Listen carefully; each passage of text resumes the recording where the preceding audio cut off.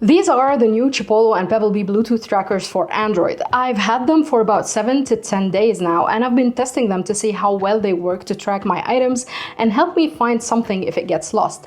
And the answer is a bit mitigated but promising, so let's dig in. Even though these trackers kind of look the same and sort of work the same way, there are lots and lots of differences between them. Some are pretty small and others are pretty major. So let's start with the round trackers. Chipolo has opted for a removable coin cell battery in the 1 point, while Pebblebee has a super convenient USB-C port right there to charge the clip. That makes it a bit thicker, but not that much, and personally I think it's a fair trade-off.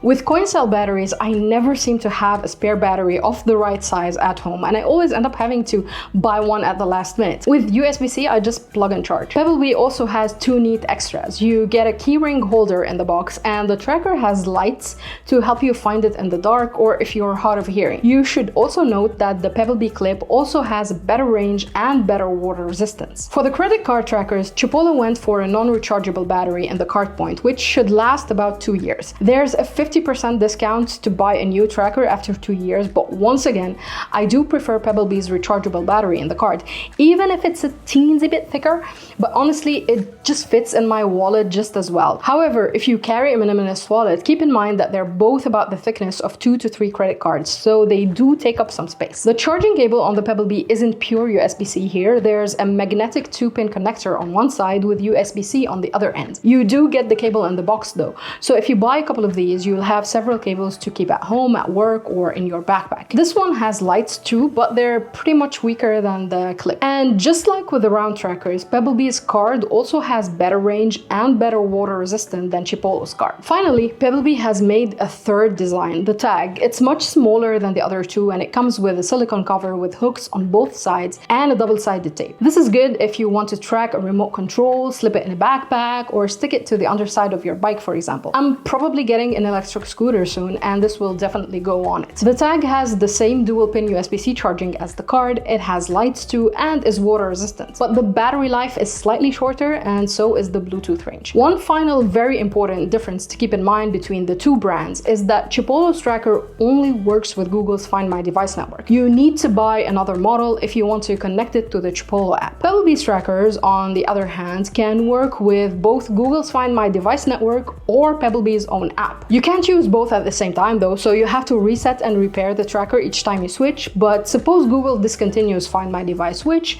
given the company's track record in killing products and services, is not that far-fetched, well, then these don't become electronic paperweights. You just reset them and you use them with the Pebblebee app. With that out of the way, let's focus on how you use these trackers. All 5 of them are practically the same. You just long press the button on the Chipolo ones, or you double press the button on the Pebblebee ones to get a pop-up notification on your phone. Then you follow the steps to add them to your Google account and Find My Device app, which is now pre-installed on most modern Android phones. You don't need to download a separate app or do anything else. Once they're paired, they'll show up in the app along with the rest of your phones, tablets, and Bluetooth buds. I found the Bluetooth connectivity a bit slow at first, but a delay of 1 to 2 seconds is not the end of the world if you ask me. So I can see if the tracker is near me or near a Nest speaker or Nest hub. I can ring it and get hints if I'm getting closer or walking away from it. There's no ultra-wide band though, so I don't get the arrows that tell me to go right or left like I do with the Apple AirTags and Samsung Galaxy Smart Tag 2. I know that I can use the ringer to find the trackers when I'm close, but suppose I'm hard of hearing, or it's nighttime and I don't want to wake up the whole house to find the TV remote. Or maybe a thief took my wallet and I don't want to alert them before I come near them so that they don't run away. Well, those are the situations where ultra-wideband would help me get close to the tracker without ringing it. And I find it a bit sad, to be honest, that it's not built into these trackers. The tech has been there for years, and it means that these trackers feel a bit outdated even though they just launched. Finally, there are a couple more things I can do in the app when I'm near the trackers, like change their name and category, share them with my husband, so we can both keep an eye on our luggage or house keys. But the trackers become a lot more useful when I'm far from them. I can locate them on a map, navigate to them, or mark them as lost to get a notification the moment they're detected by another phone. All 5 trackers use Google's new Find My Device network as their backbone, which relies on every single modern Android phone to help you locate your lost item. It's the same thing thing that AirTags do with iPhones and Samsung Smart Tags do with Galaxy phones. The main difference for now is that Google's network is still very, very new. It hasn't rolled out everywhere and to all users, so it's really tough to test how efficient it'll be once it's fully deployed. On paper though, Google's network should be stronger than Samsung's because it uses all Android phones and not just Samsung phones. It should also be better than Apple's network in many areas and countries where Android phones are more popular than iPhones. For now, I haven't been very impressed with the lost and found network just yet. But I live in Paris and the network's rollout in Europe has been pretty limited, even more so than the US, so keep that in mind for the next bit. To test the trackers, I sent a couple of them with my husband, whose phone is still not part of the Google network, and I just hoped for the best.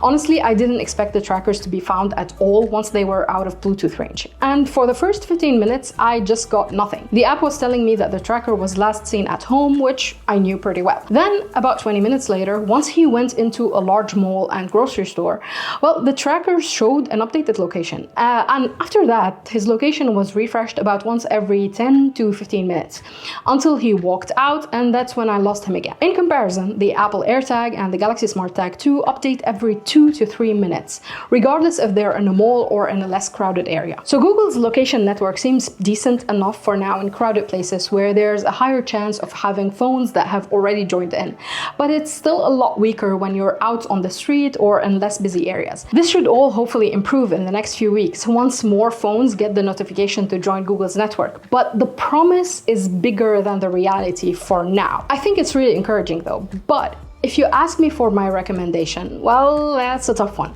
If you're on a budget, I can't in good conscience tell you to buy these trackers right now. Just wait a few weeks and see what things look like by then. But if you know what you're doing and you're willing to gamble a little bit, then sure, buy them. They'll definitely get better soon. If you only care about finding stuff in your house or in crowded areas like an airport, then they should do the trick. As for which ones to choose, the answer is pretty clear. Pebblebee's trackers have rechargeable batteries, more accessories in the box, better water resistance, and better range, and they're around the same price, if not cheaper. I'll be going on a couple of trips in the next few weeks and testing these trackers more extensively against the Apple AirTag, Samsung Galaxy Smart Tag 2, and Tile trackers. So click that subscribe button and follow Android Authority if you want to see how all of these Bluetooth trackers compare against each other.